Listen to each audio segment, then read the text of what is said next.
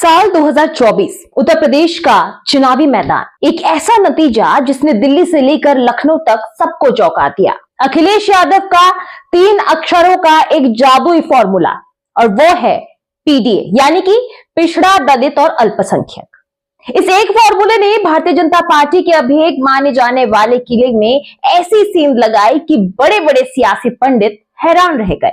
नमस्कार, स्वागत है आपका, मैं आपके साथ श्रेयोशी। 2024 के उस झटके के बाद से ही दिल्ली की सत्ता के गलियारों में एक ही सवाल गूंज रहा था, क्या 2027 के यूपी विधानसभा चुनाव में यह पीडीए फॉर्मूला बीजेपी के लिए परमानेंट सिरदर्द बन जाएगा, या फिर पार्टी के पास इस चक्रव्यूह को तोड़ने का कोई गुप्त प्लान है। अब 17 अगस्त 2026 की शाम को अचानक एक लिस्ट सामने आती है।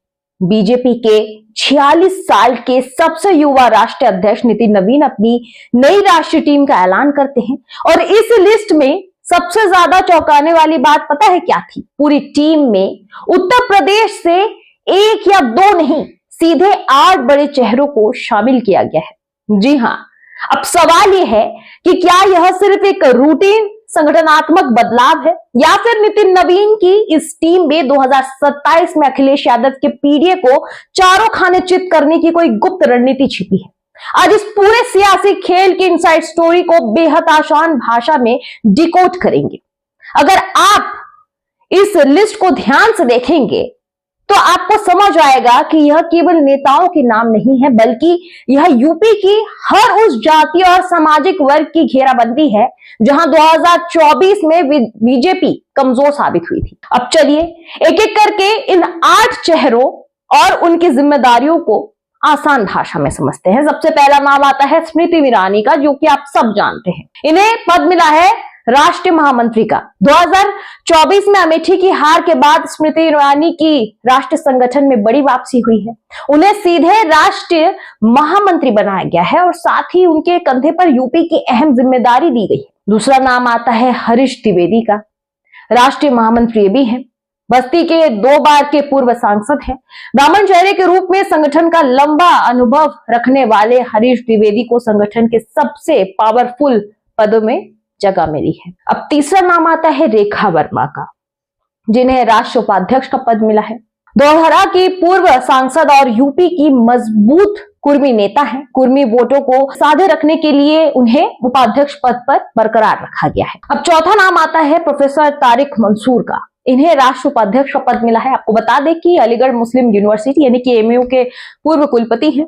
पसमंदा और पढ़े लिखे मुस्लिम वर्ग को साधने का पुराना और भरोसेमंद चेहरा है। 5वां नाम आता है भोला सिंह का, जिन्हें राष्ट्रीय सचिव का पद मिला है। बुलंदशहर से 3 बार के सांसद और पश्चिम यूपी का परखा हुआ दलित चेहरा है। उसके बाद नाम आता है संगीता यादव का, जिन्हें राष्ट्रीय सचिव का पद मिला है। पूर्वी यूपी से आने वाली राज्यसभा सांसद हैं ये।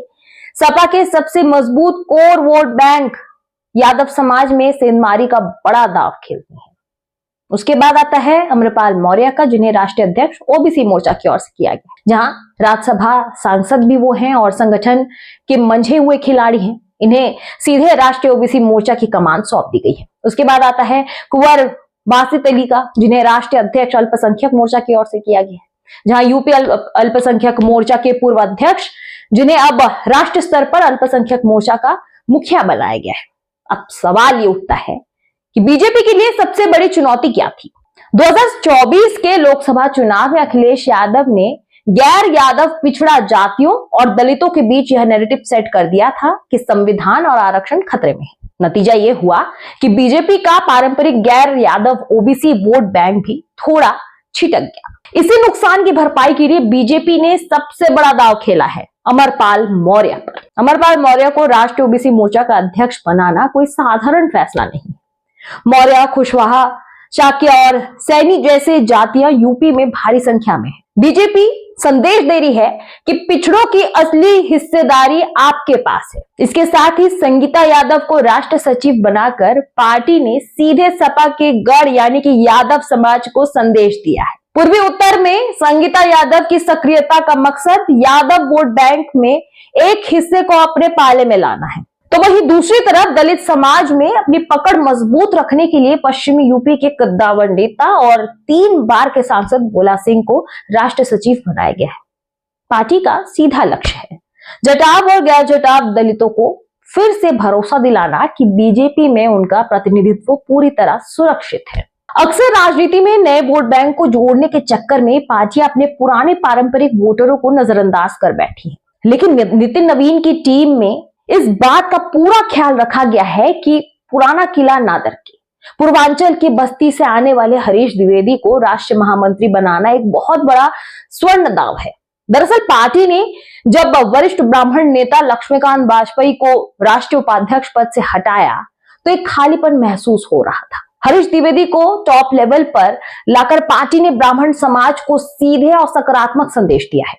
तो वहीं अवध और रुहेलखंड के इलाके में अक्सर रहने वाली पूर्व सांसद रेखा वर्मा को उपाध्यक्ष पद पर भी बैठा दिया गया। कुर्मी समाज यूपी की कई दर्जन सीटों पर हार जीत तय करता है। 2024 में चुनाव हारने के बावजूद रेखा वर्मा का कद बरकरार रखना यह दिखाता है कि बीजेपी कुर्मी वोट बैंक को किसी भी कीमत पर फिसलने नहीं देना चाहती। अब इस टीम में सबसे ज्यादा चौंकाने वाला फैसला रहा यूपी से 2 मुस्लिम चेहरों को राष्ट्र स्तर पर बड़ी जिम्मेदारी देना। पहला प्रोफेसर तारिक मंसूर उपाध्यक्ष बने रहे और दूसरा बासित अली को अल्पसंख्यक मोर्चा राष्ट्रीय अध्यक्ष बना दिया गया। विपक्ष अक्सर बीजेपी पर अल्पसंख्यक विरोधी होने का आरोप लगाता है, लेकिन बीजेपी इन 2 चेहरों के जरिए खासकर पसमंदा मुस्लिम वर्ग में यह भरोसा जगाना चाहती है कि उसकी राजनीति किसी एक वर्ग के बहिष्कार की नहीं है। हालांकि अगर एक्सपर्ट्स की माने तो केवल पद देने से मुस्लिम समुदाय का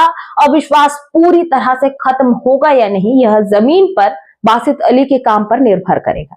और अब बात सबसे चर्चित चेहरे की, वो है स्मृति ईरानी। अमेठी में चुनाव हारने के बाद कयास लगाए जा रहे थे कि उनका अगला कदम क्या होगा, लेकिन पार्टी ने उन्हें सीधे राष्ट्रीय महामंत्री बनाकर साबित कर दिया कि वे 2027 के चुनाव में महिला मतदाताओं और संगठनात्मक रणनीति का एक बहुत बड़ा चेहरा रहेगी। तो क्या नितिन नवीन की यह नई टीम अखिलेश यादव के पीडीए चक्रव्यूह को भेद पाएगी? अगर एक्सपर्ट्स की माने, यानी कि राजनीतिक एक्सपर्ट्स की अगर आप माने, तो कागजों पर और संगठन की सूची में जातीय संतुलन बिठाना एक बात है, लेकिन उन नेताओं के जरिए उस समाज का वोट बूथ तक खींच लाना बिल्कुल दूसरी बात है। बीजेपी ने उत्तर प्रदेश के इन 8 नेताओं को बड़ी कुर्सी और बड़ा कद तो दे दिया है, लेकिन असली परीक्षा अब शुरू होती है। क्या अमरपाल मौर्य पिछड़ों का भरोसा पूरी तरह जीत पाएंगे? क्या भोला सिंह दलित समाज की आशंकाओं को दूर कर पाएंगे?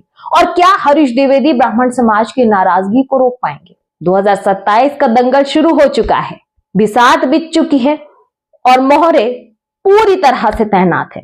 अब आगे ये देखना होगा कि यह नया सामाजिक फॉर्मूला जमीन पर कितना कमाल दिखाता है। इस पर आपकी क्या राय है? क्या बीजेपी का यह दांव अखिलेश यादव के पीडीए पर भारी पड़ेगा? कमेंट करके हमें अपना राय जरूर बताएं।